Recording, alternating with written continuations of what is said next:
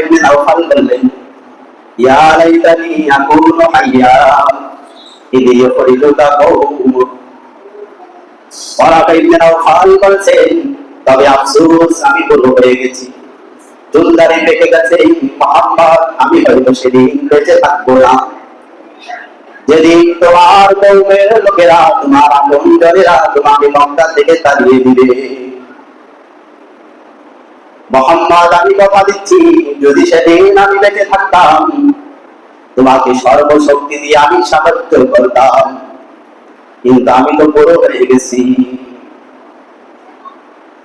নবীজি অবাক হয়ে বললেন, আওয়া মুফরিদিয়া মুনতাজান, এসব কি শোনাচ্ছেন?